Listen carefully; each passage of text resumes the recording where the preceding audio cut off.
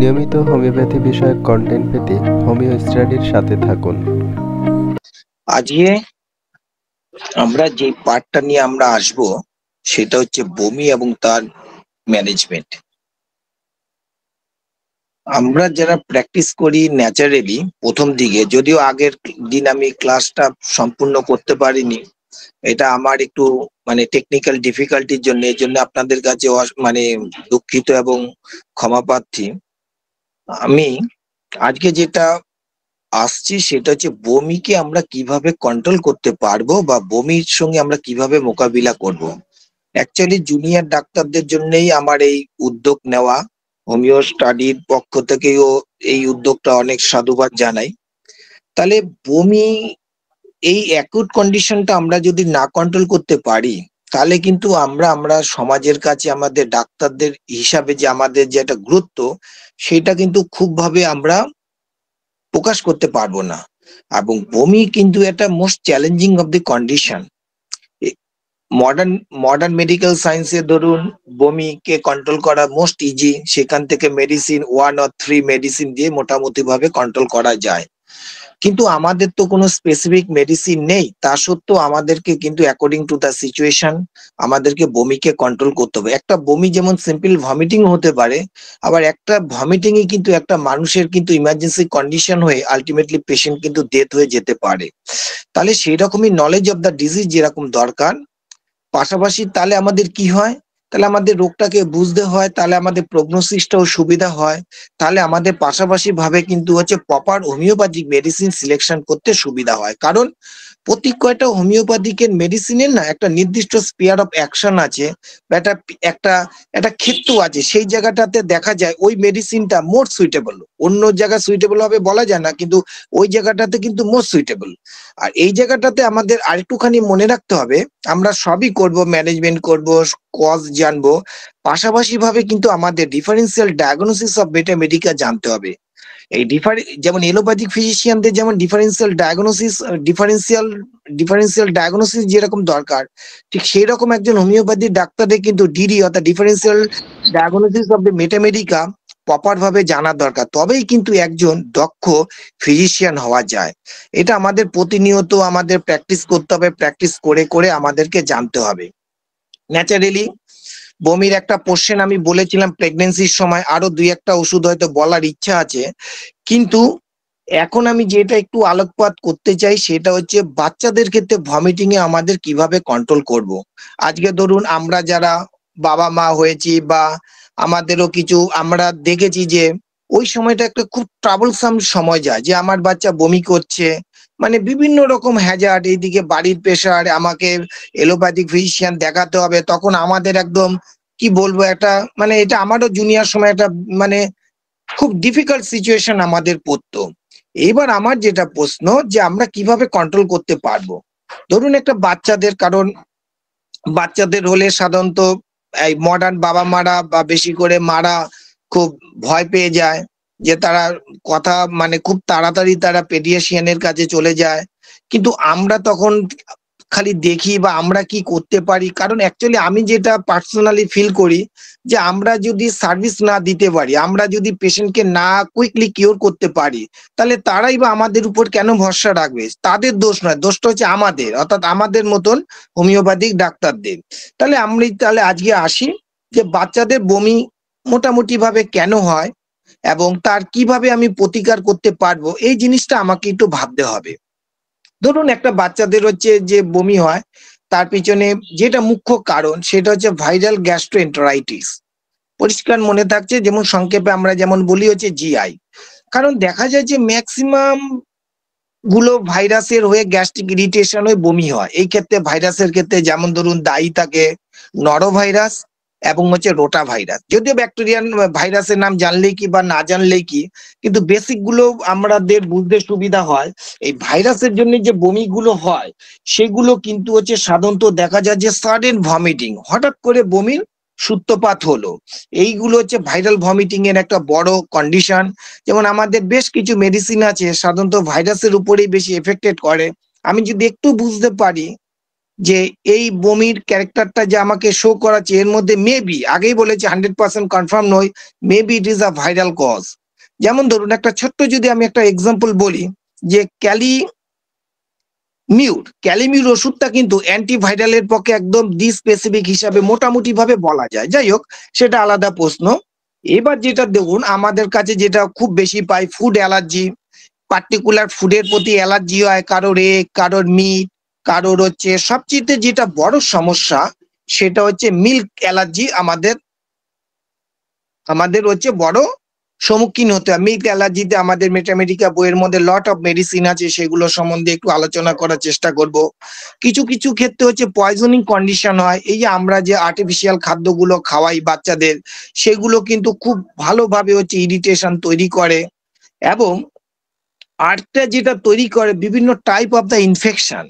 এই যে যেমন যখন যেই রোগগুলো ইনফেকশন হয়, দেখবেন এলোপ্যাথি ডাক্তাররা লিখে দেয়, পাশে হচ্ছে আইটিস লেখা থাকে, আইটিস।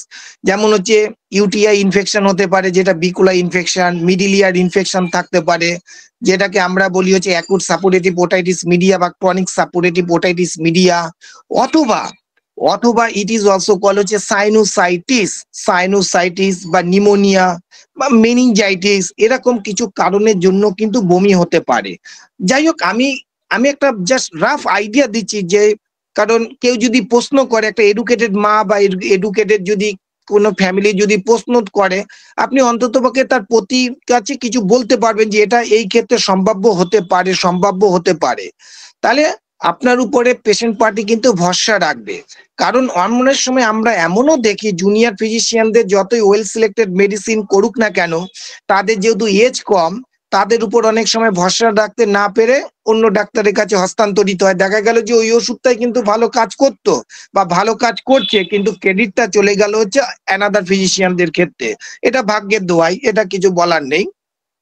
আরেকটা যেটা মোস্ট ট্রাবলসাম কন্ডিশন, সেটা হচ্ছে কনজেনিটাল পাইলোরিক স্টেনোসিস।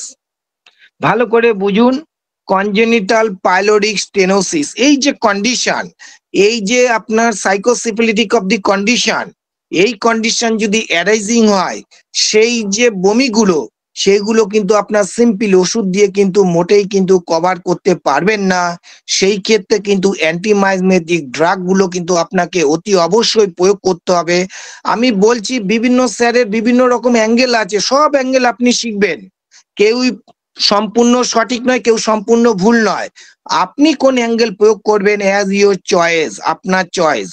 কারণ আমরা যখন হোমিওপ্যাথিক হসপিটালগুলোতে যখন আমরা হাউস স্টাফ ছিলাম, তখন দেখতাম যে 6 দিনের 12টা যদি স্যার থাকতো, তাদের প্রতিটা স্যারেরই হচ্ছে প্র্যাকটিসের অ্যাঙ্গেল কিন্তু হচ্ছে ডিফারেন্ট। আমরা বিভিন্ন অ্যাঙ্গেল গুলো হচ্ছে স্যারদের থেকে ফলো করতাম করে, এইবার আমরা কোনটা অ্যাপ্লাই করব সেটা অ্যাজ ইউর আমার কন্ডিশন।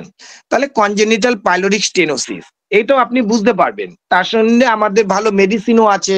আপনি ধরুন এই জায়গাটাতে ধরুন হচ্ছে বেরিয়াম মিল বা ইউএসজি করলে এইগুলো আসে, বা কোনো দেখলেন যে একটা হসপিটালের প্রেসক্রিপশন দেখলেন যে এই কন্ডিশন গুলো লেখা আছে, তাহলে কিন্তু দেখা যায় যে আপনার মেডিসিন সিলেকশন কিন্তু খুব ইজি হয়ে গেল। আপনার কেস টেকিং এর ক্ষেত্রে এতটা কিন্তু সময় লাগবে না, কারণ আপনি ওই রোগের নাম অনুপাতে শুনেই আপনি কিন্তু হচ্ছে সম্ভাব্য হচ্ছে আপনার কি বলবো মায়াজমটাও বুঝতে পারলেন, সম্ভাব্য প্রগনোসিসও বুঝতে পারেন, আপনার হাতে সম্ভাব্য কিন্তু মেডিসিনও কিন্তু চলে আসছে। আমি মেডিসিন একটু পরেই আসবো।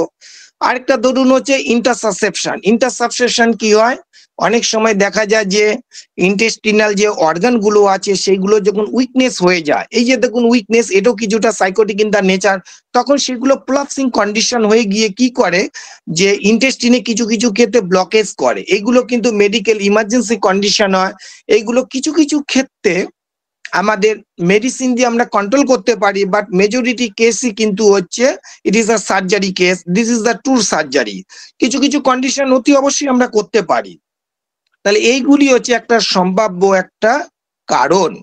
তাহলে এইভাবে যদি আমাদের বাচ্চাদের কাছে আসতে দেয়, আগেই আমি দিন ম্যানেজমেন্ট বলেছি, যতক্ষণ বমি করবে ততক্ষণ দেখবেন আপনি ওরাল খাদ্যটা কিন্তু হচ্ছে তুলনামূলকভাবে কন্ট্রোল করার চেষ্টা করবেন, অর্থাৎ দিলেও অল্প করে করে বারবার দেওয়া করবেন। কারণ যে ভমিটিং এর যদি হচ্ছে পরিমাণ যদি বেশি হয়, তার সঙ্গে সঙ্গে যদি পারজিন অর্থাৎ ডায়রিয়াও যদি এসে উপস্থিত হয়, তাহলে কিন্তু আপনার শরীরে খুব দ্রুত কিন্তু হচ্ছে আপনার ইলেকট্রোলাইট ব্যালেন্স কিন্তু নষ্ট হয়ে যাবে। ইলেকট্রোলাইট ব্যালেন্স যদি নষ্ট হয়, আপনাকেও কিন্তু শরীরের মধ্যে ইলেকট্রোলাইট ফ্লুইড কিন্তু আপনার শরীরে কিন্তু পাঠাতে হবে, নাহলে কিন্তু শরীর ডিহাইড্রেশন হয়ে আপনার কিডনি ফেলিয়ার এই হয়ে কিন্তু আলটিমেটলি পেশেন্ট কিন্তু মারা যেতে পারে।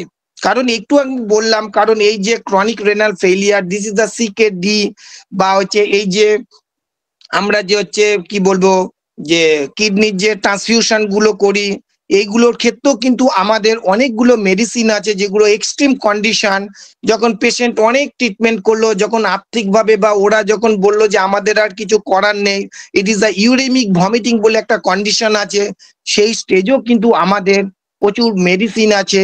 এইবারে একটু আগে আমি আপনাদের একটা কথা বোঝালাম, it is the DD of the Metamedica, differential diagnosis of the Metamedica, not it is a specific medicine. Specific টা অবশ্যই স্পেসিফিক it is a মানে মোর রিলেটেড অফ দি কন্ডিশনের ক্ষেত্রে ওই ওষুধগুলোই কিন্তু ভালো কাজ করবে। তাহলে দেখবেন আপনার কেস টেকিং করতে গেলে, কেস টেকিং মানে তো আর খাতা ভরানো নয়, বা ইট ইজ দা কেরানির কাজও নয়। কেস টেকিং মানে ইট ইজ দ্য ইন্টেলিজেন্ট। ন্যাচারালি দেখা যায় যে যত ভালো মেটেরিয়াল জানে, তার কেস টেকিং কিন্তু তত নিখুঁত হয়, এবং তার খুব কুইক সে করতে পারে। যাই হোক, দিস ইজ দ্য কন্ডিশন। এইবার ধরুন বাচ্চাদের আমি বমি করলাম, বমিতে আমি যদি ছোট্ট ছোট্ট করে মেডিসিন যাই, প্রথমে একটা সদ্যজাত বাচ্চা হলো, ইট ইজ দ্য নর্মাল ডেলিভারি হলো, দেখা গেল যে বাচ্চা মায়ের পেটের মধ্যে থাকতেই ওই যে ম্যাকোনিয়াম খেয়ে ফেলেছে, তারপরেই তার বমি করছে। এই যে ম্যাকোনিয়াম খাওয়ার পরেই বমি করছে, আপনি ভাবেন ওরে বাবা, এলোপ্যাথিকের কাছে গেছে, ওইখানে আমার ওষুধ, হ্যাঁ আপনার ওয়াইফ, আপনি বন্ডের মধ্যে ভরসা নিয়ে ওষুধ দেবেন। এলোপ্যাথিক ডাক্তারকে বলবেন আমিও ফিজিশিয়ান, আমার ওয়াইফ যখন, আমি যেটা পার্টিকুলারলি আমি যেটা করেছি আমার ওয়াইফের ক্ষেত্রে বা আমার বাচ্চার ক্ষেত্রেও আমি মেডিসিন ইউজ করেছি, যে আমি বন্ডে সই করলাম, কিছু হলে আমার ওয়াইফ যাবে, আপনার মানে তার সম্পূর্ণ দায়িত্ব আমার ওয়াইফের কিছু হলে। যাই হোক, সেই সব জায়গাও কিন্তু আমাদের কাছে কিন্তু খুব ভালো ওষুধ আছে। ওষুধ ইট ইজ দ্য ক্যালিব্রোমেটাম, এটাও কিন্তু একটা হিস্ট্রিক্যাল ভমিটিং এর ক্ষেত্রে একটা ভালো ওষুধ। যাই হোক, প্রথম যেটা বললাম যে ম্যাকোনিয়াম খেয়েছিল বলে বাচ্চাটা কিন্তু ওরকম ব্ল্যাকিজ, একটা সদ্যজাত বাচ্চা, প্রথম দিনই ওরকম কালচে বমি করছে, কিছুই নয়, বাচ্চার কোনো কারণে মুখের মধ্যে কিন্তু ম্যাকোনিয়াম ঢুকে যাওয়ার জন্য এটা আসছে। Simple medicine, it is a kali brom, আপনি মেটেরিয়া খুঁজলেও খুব একটা জায়গা আপনি কিন্তু পাবেন না। যাই হোক, বাচ্চাটা একটু বড় হলো, কারণ মাদার মিল্কের কোনো সাবস্টিটিউট নেই, আর মাদার মিল্ক অনেক রকম সেফটি, আমি অন্য ক্লাসে হয়তো পড়িয়েছিলাম যে মাদার মিল্ক আসছে, মাদার মিল্ক খাচ্ছে তো বাচ্চা বমি করছে, মাদার মিল্ক খাচ্ছে তো বাচ্চা বমি করছে। দেখুন কি সমস্যা, যে মাদার মিল্ক শ্রেষ্ঠ, এর বিকল্প কোনো ওষুধ নেই। তাহলে সেই ক্ষেত্রে কি, তাহলে আমি আর্টিফিশিয়াল ফুডের ক্ষেত্রে পাঠাবো? আর্টিফিশিয়াল মিল্কের ক্ষেত্রে যেমন কস্টলি, সেরকম কিন্তু শরীর কিন্তু ইনটলারেন্স করতে পারে না। আপনি ওয়েট অ্যান্ড ওয়াচ করুন, আপনি মাকে কিন্তু সাইলিসিয়া নামক ওষুধটা খাওয়ান, তাহলে কিন্তু মাদার মিল্কের যে অ্যালার্জিটা হতো, মাদার মিল্কের যে অ্যান্টিজেন অ্যান্টিবডি যে রিয়াকশন গুলো আসছিল, সেটা যে মিল্কের যে ইনটলারেন্স ছিল, due to specific it is antigen, ওই বাচ্চা শরীরে যেহেতু তৈরি হয়নি এনজাইম, সরি অ্যান্টিজেন এনজাইম, বা লিভার যখন ইম্যাচুরিটির জন্য, সেই জন্য মিল্ক গুলো অন্য বাচ্চারা কি সুন্দর ডাইজেশন করছে, কিন্তু ওই বাচ্চাটাই পারছে না। এই ক্ষেত্রে আপনি সাইলিসিয়া দিন, সুন্দরভাবে কিন্তু কাজটা কিন্তু আসবে। এইবার দেখুন আরেকটুখানি হলো, এইবার বাচ্চা তো বমি করে, এইবার দেখুন এবার একটু বড় হলো, ধরুন মাদার মিল্কের সঙ্গে সঙ্গে এবার আমার সাপ্লিমেন্টারি মিল্ক চাই। সাপ্লিমেন্টারি মিল্ক অর্থাৎ অ্যানাদার পশুর মিল্ক, মেইনলি আমরা সাধারণত কাউ মিল্কই খাওয়াই। এবার দেখা গেল বাচ্চা যখনই খাওয়াচ্ছি তখনই বমি করছে। এর বমির পিছনে অনেক কারণ থাকে। ন্যাচারালি আমরা যারা একটু এডুকেটেড পার্সন, মানে মারা কি করে, যে আমার বাচ্চাকে বেশি খাওয়াবো, আমার বাচ্চাকে বেশি খাওয়াবো, আমার বাচ্চা বেশি মোটা হবে, আমার বাচ্চাকে দেখতে খুব সুন্দর লাগবে। বারবার আমি হাত জোর করে বলছি, জুনিয়র ডাক্তাররা মাকে সম্পূর্ণ ভালো কথা বলবেন না, তাহলে আপনার কাছে আর আসবে না, বলবে ওই ছোট্ট ডাক্তারবাবু আমি কি না খাবো সে কতটুকু জানে। এই যে কজ, যে কবার খাওয়ার, এই যে ওভার ইটিং, তার সঙ্গে যদি অনেক সময় দেখা যায় যে ধরুন মধু বা চিনি এইগুলো মেশায়, এইগুলো কার্বোহাইড্রেট, যখন ওভার ডোজিং হয়, কারণ বয়স অনুপাতে তো লিভার বা এনজাইম সিক্রেশন গুলো তো হবে, তাহলে আপনি যদি মনে করেন ওই মাথার মধ্যে যদি ফিক্সড আইডিয়া নিয়ে রাখেন যে বাচ্চাকে বেশি খাবো, বাচ্চা বেশি মোটা হবে, কারণ ওভার ফিডিং হলেই কিন্তু এই ভমিটিং গুলো আসে। তার সঙ্গে যদি সামার হয়ে যায় তাহলে তো আমার আরোই সোনায় সোহাগা। সেই ক্ষেত্রে ওষুধ হচ্ছে অ্যান্টিম ক্রুড। দেখুন, খালি অ্যান্টিম ক্রুড এইটুখানি জানলেই হবে না। এই যে সামার কমপ্লেন, অ্যান্টিম ক্রুড ওষুধটা কিন্তু অনেক জায়গা ভমিটিং এ কাজ করে। যেমন কি রকম, এইখানটা কি বলছে যে বমি করে, যে ভয় লেগে যায়, এতটা বমি করে, মানে পরিমাণও বেশি, তার ফোর্সফুলও বেশি, তাহলে ফিয়ারফুল অফ দি ভমিটিং, এটাও অ্যান্টিম ক্রুড।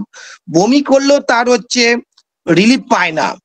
আর কি দেখতে পাই, আরেকটা কন্ডিশন দেখতে পাই, অনেক সময় যখন এই যে ইডাপটিভ ডিজিজ যখন ঠিক মতন ডেভেলপমেন্ট না হয়, সেই স্টেজও একটা বমি আসে, সেইটাও কিন্তু হচ্ছে অ্যান্টিম ক্রুড। যেটা মোস্ট পিকুলিয়ার, অ্যান্টিম ক্রুডের বাচ্চা কি হবে, যে বমি করেছে আবার মা খাওয়াতে যাচ্ছে, আবার যদি খাওয়াতে যায় সেই বাচ্চা মানে কি বলবো, মানে আর খেতে চাইছে না, লাথি দিয়ে বা ঠেলে দিয়ে উঠে যাচ্ছে, অর্থাৎ বমি করার পরে মা আবার খেতে চাওয়াচ্ছে, মানে আবার খাক, পেটটা না খালি হয়ে যাচ্ছে, আমার বাচ্চা রোগা হয়ে যাবে। যখন ফার্দার সে আবার ট্রাই করে মা, তখন কিন্তু আর খেতে চায় না। This is the antim crude. কিন্তু মা যদি আবার ট্রাই করলে যদি সেই বাচ্চাটা ওই আবার যদি মিল্ক খায়, সেই ক্ষেত্রে ওষুধ হচ্ছে ইথুজা। এই জায়গাটা কিন্তু হচ্ছে মনে রাখবেন, সোজা বাংলা কথা, বমি করার পরে আর খায় না, ইট ইজ দ্য অ্যান্টিম ক্রুড। বমি করার পরে আবার খেতে নেয় ভদ্র বাচ্চার মতন, দিস ইজ দ্য ইথুজা। তাহলে এইটুখানি আপনি মনে রাখলেন, this is the antim crude, summer complaint due to over eating, তাছাড়া অ্যানাদার কন্ডিশন কিন্তু শো করাচ্ছে। এইবার যেটা, এই যে মিল্ক অ্যালার্জি, মিল্ক যে অ্যালার্জি হচ্ছে, মিল্ক অ্যালার্জি হলে সাধারণত দেখা যায় ভমিটিং করে বা কিছু কিছু ক্ষেত্রে ডায়রিয়া করে। তাহলে পরবর্তী যে ওষুধটা খুব ভালো ওষুধ, সেটা হচ্ছে ইথুজা সাইনেপিয়াম। আপনারা খুব ভালো জানেন, it is the Aethusa cynapium. Aethusa সাইনেপিয়ামের ক্যারেক্টার গুলো ভালো করে বুঝুন। এইখানটা বলছে regurgitation of the food an hour এবং so after of the eating. ইথুজার কি বলছে, যে বাচ্চাকে খাওয়ালাম 1 ঘন্টা বা তার বেশ কিছু পরে বাচ্চা কিন্তু বমি করে দিচ্ছে। বমিরও কতগুলো ক্যারেক্টার আছে, এইটাকেই বলে হচ্ছে আনকমন পিকুলিয়ার ক্যারেক্টার, বা এই এই যে যখন কেস টেকিং করবেন এই জিনিসগুলোর উপর খেয়াল করবেন। বমি কিরকম করছে, ডাক্তারবাবু অনেকটা কিন্তু বমি করে, প্রায় যা খাওয়াই তাই বমি করে দিচ্ছে। তাহলে এই যে কপিয়াস কিরকম করে, এরকম ছানা কাটা বা চিজের মতন, অর্থাৎ এই যে বমিগুলো করছে, it is a milky white substance, এবং হচ্ছে ফ্রদিও হতে পারে, এবং হচ্ছে দইয়ের মতন বা চিজের মতন, যেরকম হচ্ছে জমে যাচ্ছে, মানে পরিষ্কার হচ্ছে বোঝাতে চাইছে যে অ্যাসিডিটি হচ্ছে। আরেকটা যেটা পিকুলারিটি আমরা যেটা খেয়াল করি না, সেই ক্ষেত্রে দেখা যায় যে বমির মধ্যে কালারটা কিন্তু গ্রিনিশ হতে পারে। দেখুন কেমন peculiar, it is a greenish vomiting. Greenish vomiting naturally দেখা যায় যখন হচ্ছে বাইল এক্সেস সিক্রেশন হয়, বা লিভার যখন সাধারণত দেখা যায় এই সমস্ত বাচ্চাদের লিভার কিন্তু ইম্যাচুরিটি থাকে। অন্যান্য বাচ্চাদের যেরকম হচ্ছে প্রপার হচ্ছে যে প্রপার যে মানে বাড়ে ইন্টারনাল অর্গান গুলো, সেটা কোনো কারণে বাড়েনি, সেই জন্য এরকম হচ্ছে মিল্ক অ্যালার্জির কন্ডিশন হলো। আর কি বলছে, হঠাৎ করে মারাত্মক ভাবে সাডেন অ্যান্ড ভায়োলেন্ট, যেটা আমরা অ্যাকোনাইটের ক্ষেত্রে ভাবি, সেটা Aethusa, sudden and violent of the vomiting. কোনো ক্ষেত্রে ইয়োলো ভমিটিং হতে পারে। ইয়োলো ভমিটিং হলে মনে রাখবেন, this is the due to হচ্ছে লিভার অফ দি কজ। এবং এই যে কন্ডিশন, এবং বমি করার পরে আবার খেয়ে ফেলে, বা বমি করার পরে বাচ্চা একদম নেতিয়ে গেছে, WPS, West Bengal police, W for weakness, P for frustration, S for হচ্ছে স্লিপিনেস। সংক্ষেপে মনে রাখবেন, WPS হচ্ছে ইথুজা, অর্থাৎ বমি করার পরে দুর্বল হয়ে যাচ্ছে, নেতিয়ে পড়ছে এবং ঘুমিয়ে পড়ছে, আবার বাচ্চাকে দেখছে খাইয়ে নে, একটু খা, বাচ্চা আবার খেয়ে নিচ্ছে, আবার হচ্ছে ঘুমিয়ে পড়ছে। দি medicine it is the Aethusa সাইনেপিয়াম। আপনারা দেবেন, ভালোই কাজ করবে। আবার বলছি, এই ওষুধগুলো কিন্তু একটা লেভেলে গিয়ে কাজ করবে, পুরোটা কিন্তু কভার করতে পারবে না। কারণ আরেকটা যেটা ভালো ওষুধ আছে, সেটা হচ্ছে ভ্যালিরিয়ানা। ভ্যালিরিয়ানো এইরকম হচ্ছে বাচ্চা খেতে খেতেই প্রায় বমি করে ফেলে। ওইটা যেমন হচ্ছে ওয়ান আফটার ইটিং ছিল, এইটা আবার আপনারা ততটা পাবেন না। যাই হোক, এই ক্ষেত্রে দেখা যায় যে মায়েরা রাগ করে গিয়ে যখন দুধ খাওয়ায়, বেশি করে হচ্ছে ব্রেস্ট মিল্ক, তখন এই মিল্ক হচ্ছে অ্যালার্জি হয়। এই ক্ষেত্রেও কিন্তু মিল্ক গুলো বড় বড় দলা পাতা করে, এবং হচ্ছে ওই পায়খানাতে যে করে সেখানে হচ্ছে সাদা সাদা হয়ে বেরোয়, এই ক্ষেত্রে কিন্তু হচ্ছে মাদারের যে সাইকোলজিক্যাল কজ অ্যাঙ্গার, সেটা কিন্তু রিফ্লেক্স হয়ে কিন্তু হচ্ছে বাচ্চা শরীরে এফেক্টেড করছে। কারণ এই যে ব্রেইন, এই যে বাচ্চা আমাদের যে ব্রেন বা বাচ্চাদের যে ব্রেইন, এই যে আমাদের যে মেডুলা অবলাঙ্গাটার মধ্যেই কিন্তু আমাদের এই ভমিটিং সেন্টার রেগুলেটেড হয়, সেগুলো ইরিটেশন হয়ে এই ভমিটিং গুলো কিন্তু আসছে। মা রাগ করার পরে যদি বাচ্চা বমি করে, কারণ এই যে আমাদের মতন সিম্পল ফ্যামিলিতে, যেখানে আমাদের আর্থিক অবস্থা খারাপ, বেশি করে বাবাদের বা আমরাও যখন বিয়ে করেছিলাম তখন আমাদের উপার্জন খুব একটা আহামরি ছিল না। এই যে দারিদ্র্যর পরেই যে এই যে সমস্যাগুলো আসে, যে ফ্যামিলির যে ঝামেলা, সেগুলো মায়ের উপরে এফেক্টেড করে, সেইটাই গিয়ে আবার বাচ্চার উপর এফেক্টেড করছে। এই যে কেস টেকিং, এই যে কেস হিস্ট্রি, এগুলো তো ধরতে হবে। সবসময় যে আমি বললাম ব্যাকটেরিয়া, ভাইরাস বা প্যাথোলজিক্যাল কন্ডিশন সবসময় থাকবে বলে কোনো কথা নেই, মাঝে মাঝে কিন্তু হচ্ছে এই কন্ডিশন গুলো থাকবে। আরো ভালো ওষুধ আছে, যখন এই ওষুধগুলো যখন ফেল করবে, সেই ক্ষেত্রে একবার ক্যালকেরিয়া কার্বের কথাও ভাববেন। ক্যালকেরিয়া কার্ব হচ্ছে sour vomiting, sourness of the whole the body, ওইখানেও কিন্তু হচ্ছে ভমিটিং। ক্যালকেরিয়া কার্ব আমরা সাধারণত দেখি কনভালশন অর্থাৎ এপিলেপটিক কনভালশনের পরেও যদি ভমিটিং হয়, ইট ইজ আ ক্যালকেরিয়া কার্ব। যখন এই ওষুধগুলো ফেল করছে, তখন আমরা অতি অবশ্যই ক্যালকেরিয়া কার্বের কথা ভাববো। তাও ধরুন 70-80% কেস কিন্তু আমাদের হাতে কিন্তু সুন্দরভাবে কমবে। তাছাড়াও আরেকটা ওষুধ আমরা ভাবতে পারি, সেটা হচ্ছে আমাদের হচ্ছে ম্যাককার্ব। ম্যাককার্ব আমাদের কি হয়, যে ম্যাককার্ব হচ্ছে এরকম কন্ডিশন হয় যে হয়েও এখানেও কিন্তু হচ্ছে মিল্ক অ্যালার্জেটিক কন্ডিশন হয়ে আমরা সেই জায়গাগুলো কিন্তু আমরা ম্যাককার্বের কথা ভাববো। আর মা যদি বাচ্চার দুধের মধ্যে যদি বেশি করে চিনি মেশায় বা ওই যেটা বললাম যে মধু মেশায়, যদিও মধুর স্পেসিফিক যে অ্যালার্জি যদি হয় সেই ক্ষেত্রে ফসফরাস একটা ভালো ওষুধ, ওই জায়গাতে কিন্তু আপনারা কিন্তু হচ্ছে ন্যাটামফস ওষুধটা কিন্তু সুন্দরভাবে প্রয়োগ করবেন, এবং হচ্ছে আপনারা হচ্ছে যথেষ্ট ভাবে ভালো কিন্তু হচ্ছে রেজাল্ট পাবেন। এইবার দেখুন যে এই আমাদের কন্ডিশন গুলো আসলো, যে ম্যাক কার্বের কথাও আপনারা চট করে ভুলবেন না, এই ওষুধ তো আমাদের ভালো। তাছাড়াও দেখা যায় ইনফ্যান্ট অর্থাৎ সদ্যজাত বাচ্চাদের অনবরত বমি করে যাচ্ছে, অনবরত যখন বমি করে তখন অনেকগুলো মেডিসিন আছে, যেমন হচ্ছে মার্ক ডালসিস বা কুকটা মার্স, এই ওষুধগুলোর কথা কিন্তু হচ্ছে ভুলবেন না। কিন্তু আরেকটা ভালো ওষুধের কথা আমরা যেটা ভুলে যাই, সেটা হচ্ছে ক্যালকেডিয়া ফ্লোর।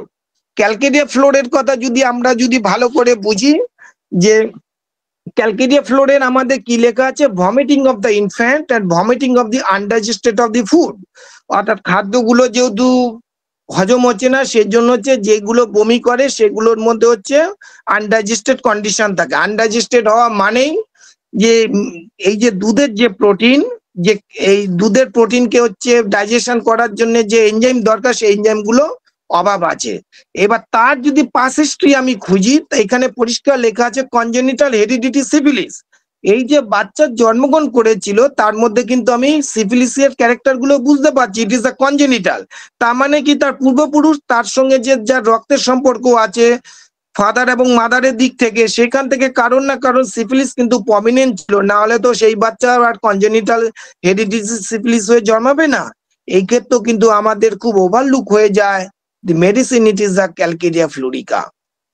তাহলে ভালো করে ভাববেন, এই ওষুধগুলো যখন আমরা ইউজ করতে যাব, আমরা কিন্তু যথেষ্ট ভাবে ভালো মতন হচ্ছে আমরা এই কন্ডিশন আমরা সাকসেসফুল হব।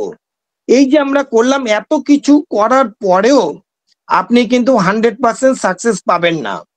তাহলে এই যে মিল্ক যেমন আনডাইজেস্টেড, যেরকম ম্যাককার্বো আছে, পাশাপাশি ক্যালকিডা ফ্লোরও আছে। ক্যালকিডা ফ্লোরের ক্ষেত্রে এই যে ফ্যামিলি হিস্ট্রি যখন নেবেন, ওই জিনিসটা খেয়াল করবেন। এইবার যেটা মিল্ক অ্যালার্জি, আমি অনেক পেশেন্ট দেখেছি যে ডাক্তারবাবু এই তো আমার বাচ্চা দুধ খেতে পারে না, পেডিয়াশিয়ান এই এত কোম্পানি ওষুধ দিয়েছে, বলেছে মিল্ক অ্যালার্জি, মিল্ক খাওয়ানো যাবে না, এই খাওয়ানো যাবে না, সেই খাওয়ানো যাবে না। অ্যাকচুয়ালি বড়লোকদের কথা বাদই দিলাম, ভারত বাংলাদেশের যে আর্থিক অবস্থা তো খুব ভালো নয়, তাদের ক্ষেত্রে কিন্তু এই কমার্শিয়াল ফর্মের মিল্ক কিন্তু হচ্ছে বাবা মায়েদের পক্ষে খুবই কষ্ট হয়। আপনি বলে বলে কমাবেন, এই ক্ষেত্রে কিন্তু এলোপ্যাথিকের কমানোর কোনো ক্ষমতা নেই। যখনই দেখবেন মিল্ক অ্যালার্জি আপনার প্রাথমিক স্টেজের মেডিসিন, এই যে আমি যে বললাম যে প্রাথমিক, তার মধ্যে কতগুলো হচ্ছে মাইজমেটিক ছিল, ক্যালকেটা ফ্লোর ছিল, মার্কডালসিস ছিল, এটাও কোনো অংশে কম নয়। যখন দেখবেন এই ওষুধগুলো ফেল, আপনিও মাইজমেটিক মেডিসিন প্রেসক্রিপশন করবেন উইদিন 1 সেকেন্ড। যখন বুঝতে পারলেন, তখন সেই ক্ষেত্রে দি মেডিসিন ইট ইজ দ্য টিউবাকুলিনাম। আপনারা যদি ফারুক জে মাস্টারের বইটা পড়েন, কারণ এইটা আমি ভাববেন না যে হাওয়াতে বললাম, এটা আমি আমার প্র্যাকটিস লাইফে অনেক সাফল্য পেয়েছি। আমিও চাই আপনারা ইউজ করুন, চোখে হাত দিয়ে বলতে পারবেন দেখুন যে মিল্ক অ্যালার্জি কমে কিনা, চ্যালেঞ্জ নিন। আমি বললাম 100% কমবে। তাহলে এই কন্ডিশনটা থেকে আমরা ভাবলাম ইট ইজ দ্য মিল্ক অ্যালার্জির জন্য এই ওষুধগুলো কিন্তু হচ্ছে যথেষ্ট ভালো। ভালো করে ভাবুন যে আমি ছোট ওষুধ থেকে ধীরে ধীরে ধীরে ধীরে কিন্তু বড় ওষুধে গেছে। তাছাড়াও আমি একটা জুনিয়রদের জন্য বলি, আবার ভুলে যাব পরবর্তী ক্ষেত্রে। আপনারা যেমন ইপিকাক ভাবেন, অনেক সময় যে কেস টেকিং করতে পারি না, বা করার সময় অনেক সময় কি হয়, পেশেন্ট যদি কোঅপারেটিভ না করে, আপনি এরকম ওয়েল ইন্ডিকেটেড মেডিসিন পারবেন না প্রেসক্রিপশন করতে। তাছাড়াও আমরা কি করি যে বমির লক্ষণ বা ক্যারেক্টার দেখে কিছুটা বোঝার চেষ্টা করি। আরেকটা ক্ষেত্রে আমরা যেটা, আমি অন্তত পক্ষে যেটা করি, আমার শ্রদ্ধেয় প্রিন্সিপাল স্যার ছিলেন ডক্টর শিবেন সিনহা, তার থেকে আমার শেখা। যখন আমরা জুনিয়রদের ক্ষেত্রে এটা বলি যে যখন কিছু বুঝবেন না, প্রথমে একটা সিম্পল একটা মেডিসিন দেন, তাতে অন্তত পক্ষে 30 to 40% আপনার বমি কমবেই। তাহলে কি ওষুধ দেবেন আপনি? আমি দুটো ওষুধের নাম বলছি, এই দুটো ওষুধ দিলে মোর অললেস 30 to 40% আপনার যে কোনো বমি হোক কিন্তু কমে যাবে। তার মধ্যে একটা ওষুধ হচ্ছে অ্যামিগডেলাস পার্সিকা। অ্যামিগডেলাস পার্সিকা এখানে কি বলছে, যেটা কোথাও পাবেন না, প্রথম সেই লাইনটাই বলি, সেটা হচ্ছে undigested of the vomiting which is the bile. এবং পেশেন্ট হচ্ছে কি হয়, বমি করতে করতে অনেক সময় অজ্ঞান হয়ে যায়, অ্যামিগডেলাস পার্সিনিকাস। এই ক্ষেত্রে প্রথম লাইনটাই বলছে a most valuable remedy in the vomiting of the various kind. ভালো করে বুঝুন, it is a morning sickness. ওই যে বললাম প্রেগনেন্সির সময় মর্নিং সিকনেস হয়। আপনারা একটা কথা জানবেন, প্রেগনেন্সির সময় morning sickness lot of medicine, তার মধ্যে 60% আমি বলেছি। আপনারা একটু জানেন, মেয়েরা যেহেতু অনেক মেয়ে ফিজিশিয়ান আছে, ডিউরিং মেনস্ট্রুয়েশনের সময় কিন্তু একটা মর্নিং সিকনেস আসে। সেই ক্ষেত্রে কিন্তু the medicine it is a graphites. এই ক্ষেত্রে বলুন, ওই বিশ্বনাথ স্যার আছে, স্যার জানেন, ডক্টর শিবেন সিনহা স্যার, এখানেও বলছে যে gastric irritation of the children. এই যে গ্যাস্ট্রিক ইরিটেশন, তার মানে কি, এমন কোনো খাদ্য খেয়েছে বা ভাইরাল ইনফেকশন হয়েছে, জিআই তে ইনফেকশন হয়ে তার হচ্ছে বমি করছে। No form of the food it is a tolerated. কোনো খাদ্যই পেটে থাকে না, যা খায় তাই বমি করে, যা খায় তাই বমি করে। এইবারে দেখুন এখানে কি বলছে, যে gastric and intestinal irritation when the tongue is elongated and pointed, tip, edge and red. টাঙে সিমটমস ও পেলেন, constant nausea and the vomiting. ইপিকাকে যেমন পেয়েছেন যে vomiting, nausea not relieved by the vomiting। এই ক্ষেত্রে যেমন ইপিকাকও আছে, পাশাপাশি ভাবে মনে রাখবেন ডিজিটালিস বলে ওষুধটা আছে। যাই হোক, এই সিচুয়েশনটার ক্ষেত্রে অ্যামিগডেলাস পার্সিকা যদি আপনি ওষুধটা ইউজ করেন, তাহলে যে কোনো ভমিটিং এর জন্য মোটামুটি ভাবে 30% এর জন্য কনফার্ম। এটা জুনিয়রদের ক্ষেত্রে একটা অস্ত্র, কারণ রুগীকে যদি প্রথমে যদি হচ্ছে, জুনিয়রদের পক্ষে খুব কষ্ট হয় যে একটু যদি আমি না কমাতে পারি তাহলে কিন্তু খুব মুশকিল। জুনিয়রদের ক্ষেত্রে যেটা দেখেছি, আমিও এক সময় জুনিয়র ছিলাম, যে সবসময় সিমটমস গুলো বলতে চায় না, বা আমরাও তত এক্সপার্ট হই না যে বলবো। কারণ অ্যাকচুয়ালি আমার ইন্ডিয়াতেই, আমার পশ্চিমবাংলায় বলি যে অ্যাকচুয়ালি আউটডোরে পেশেন্ট না দেখলে কারোর কোনো এক্সপিরিয়েন্স হয় না। আপনি বইয়ে যত না পড়বেন, চোখে যত দেখবেন, তার চেয়ে বেশি আপনার কিন্তু এক্সপিরিয়েন্সটা বাড়বে, এবং আপনার সেই সাহসটা কিন্তু তত বেশি বাড়বে। স্যাররা যখন দেখিয়ে দেবে এই কন্ডিশনে এই ওষুধ, সেই মেডিসিন আপনি জীবনেও কিন্তু ভুলবেন না।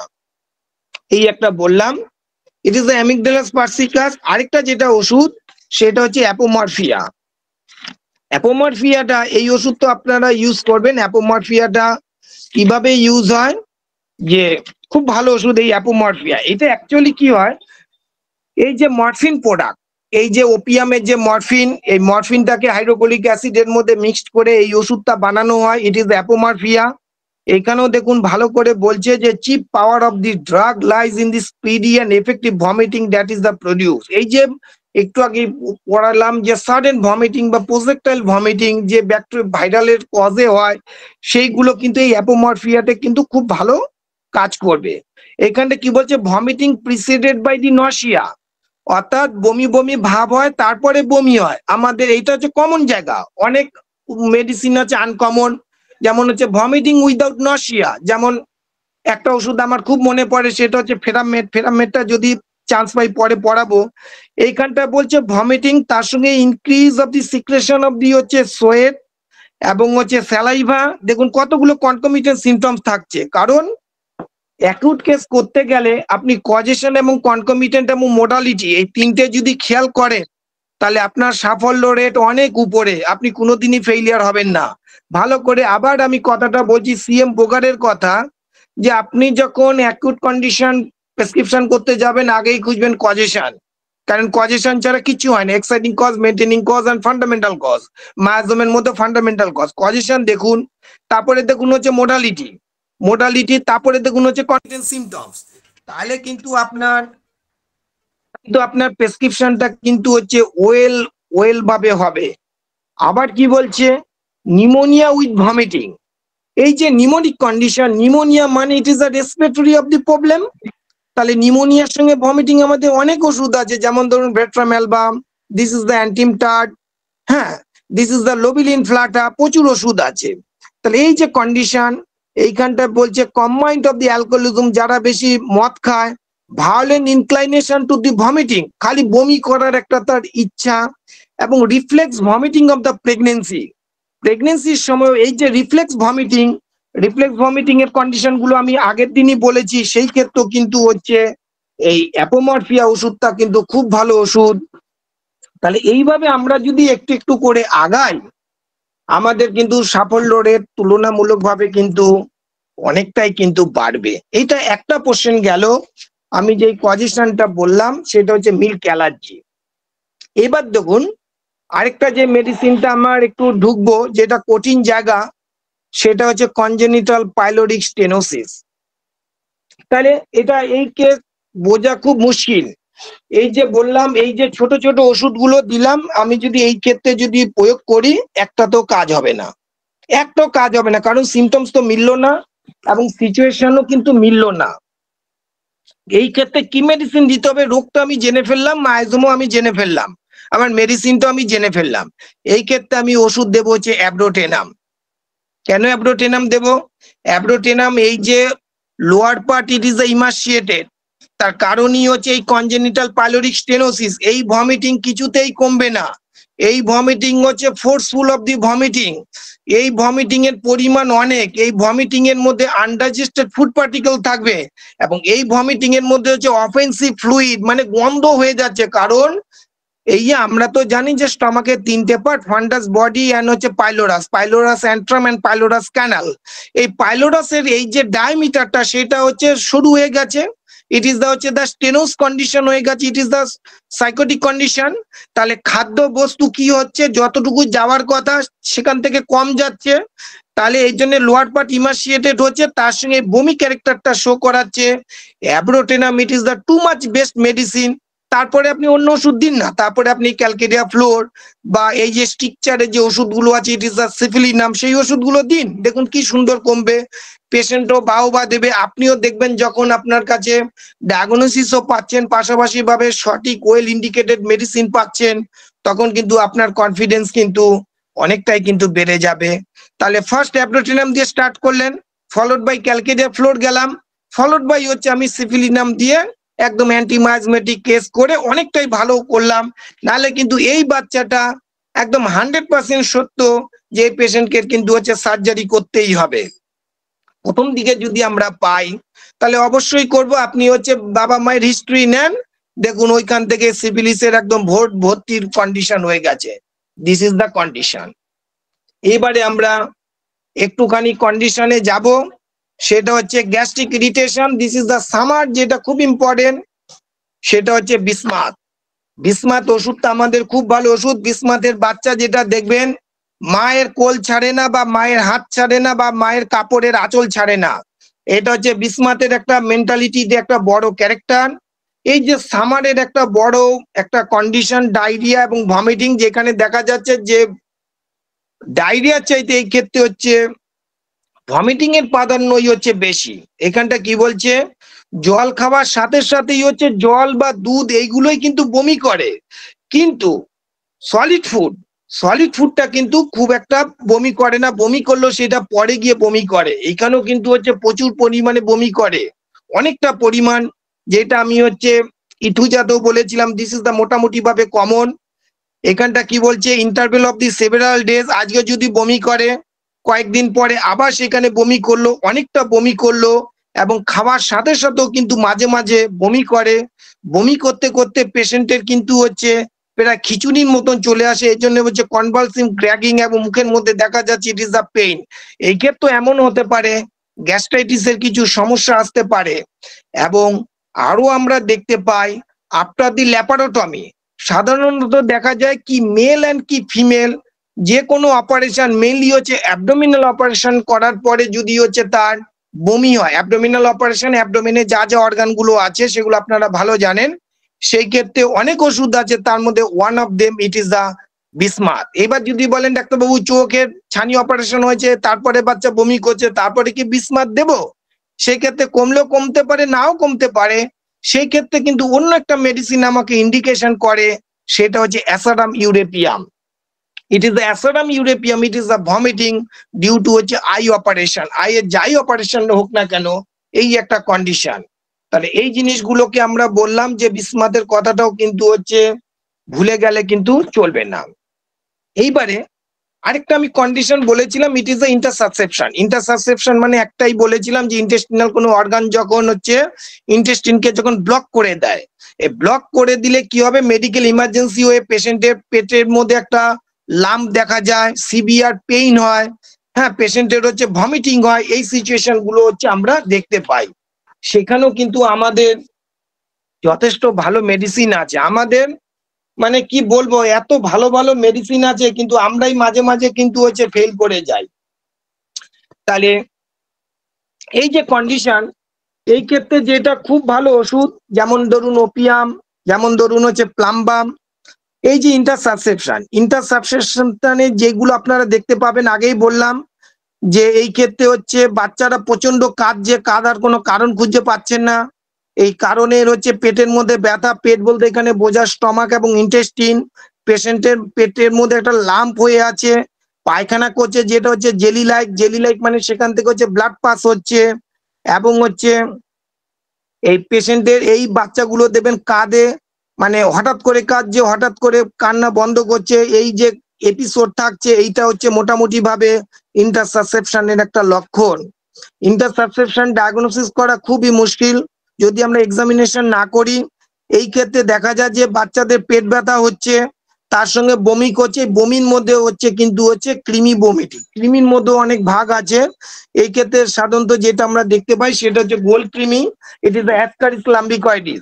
তাহলে অ্যাসকারিস লাম্বিকয়েডিস হচ্ছে, তার সঙ্গে কলিক হচ্ছে, তার সঙ্গে হচ্ছে এই ইন্টারসাবসেপশন, ওই আগেই বলেছি যে ইন্টারসাবসেপশন হলে হচ্ছে বাচ্চা কাঁদবে, কাদাটা ফার্স্ট সিমটম দেবে, তার সঙ্গে বমি পাচ্ছে, কিন্তু পেটে হাত দিলে দেখছেন যে পেটটা কিন্তু শক্ত হয়ে যাচ্ছে।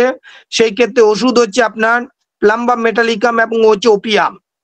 এই যে প্লাম্বাম এবং ওপিয়াম, এই যেহেতু ব্লক হয়ে যায়, এই ক্ষেত্রে যে ভমিটিং গুলো হয়, তার সঙ্গে আরেকটা ওষুধ আছে, ইট ইজ দ্য পাইরোজেন। এই ভমিটিং গুলোকে আপনারা দেখতে পারবেন যে কফি কালার গ্রাউন্ড অথবা ব্ল্যাকিশ গ্রাউন্ড, কারণ রক্তটা যেহেতু মিশছে। তার সঙ্গে কি দেখা যায় যে ইট ইজ দ্য টু মাচ হচ্ছে মানে স্টুল গন্ধ, মানে স্টুলের গন্ধ, মানে অ্যাকচুয়ালি কি হয় ওপিয়ামে আমি দেখলাম, ওপিয়াম, প্লাম্বাম এবং হচ্ছে এই পাইরোজেন, এই ক্ষেত্রে যেরকম হচ্ছে স্টুলের কিছু অংশ হচ্ছে মুখ দিয়ে বেরিয়ে আসছে, ইট ইজ ইন্টারসাবসেপশনের জন্য, এবং তার সঙ্গে কিছুটা হচ্ছে ইউরিনও মতন আছে, ইউরিনের যা গন্ধ, স্টুলের যা গন্ধ, ঠিক সেই রকম ভমিটিং এর গন্ধ পারলে মানে নাকে হাত দিতে হয়। এই যে কন্ডিশন, তখনই বুঝবেন যে এর মধ্যে কিছু একটা সমস্যা আসছে। সেই ক্ষেত্রে এই কয়টা ওষুধের কথা ভাববেন, ইট is the pyrogen, it is the opium, it is the plumbum. হ্যাঁ, এই ওষুধগুলো যদি আমরা কন্ট্রোল করতে পারি। আচ্ছা, এখন যদিও আমি বলতে পারবো না, কারণ এই কন্ডিশন গুলো আমাদের মানে হ্যান্ডেলিং করার সৌভাগ্য হয়নি। তাহলে সেই ক্ষেত্রে দেখা যায় যে এই কন্ডিশন ওষুধগুলো দিয়ে অ্যাকুট কন্ডিশন তো সাবসাইড আমি করে দিতে পারবো, দরকার হলে সার্জারি করবে, সেটা কোনো আমার ফ্যাক্টর নয়। এই যে কন্ডিশন, তাহলে পাইরোজেন ওষুধ তো কিন্তু আমরা অনেক সময় কিন্তু ভুলে যাই, কারণ প্লাম্বামে ভালো করে লেখা আছে it is the intussusception with colic, faecal vomiting, strangulated hernia, femoral hernia, inguinal hernia বা আম্বলিকাল হার্নিয়া, এগুলো গিয়ে যখন অবস্ট্রাকশন করছে তখন একবার প্লাম্বামের কথা ভাবেন। আর প্লাম্বামের কলিকের সিমটমস তো আপনারা সবাই জানেন, তার সঙ্গে কনস্টিপেশনও থাকছে। এবং এই ওষুধগুলো, এবং আমরা যেটা বললাম যে একটু আগে, যে পাইরোজেন ওষুধটা, পাইরোজেনও দেখুন বমি অনবরত করেই যাচ্ছে, ইট ইজ আ পারসিস্টেন্স। সাধারণত দেখা যায় coffee ground, stercoraceous, impacted and obstructed of the bowels. এই প্রসঙ্গে কথা একটা বললাম, কারণ এখনকার যুগে অ্যাবর্শন ফেরা অহরহ। কারণ আগেকার দিনে যেমন অতিরিক্ত বাচ্চা হতো, এখনকার দিনে কেস টেকিং করতে গেলে দেখা যায় যে অ্যাবর্শনে কারো 4-5টা হিস্ট্রি থাকে, ম্যাক্সিমাম পেশেন্টই বলতে চায় না।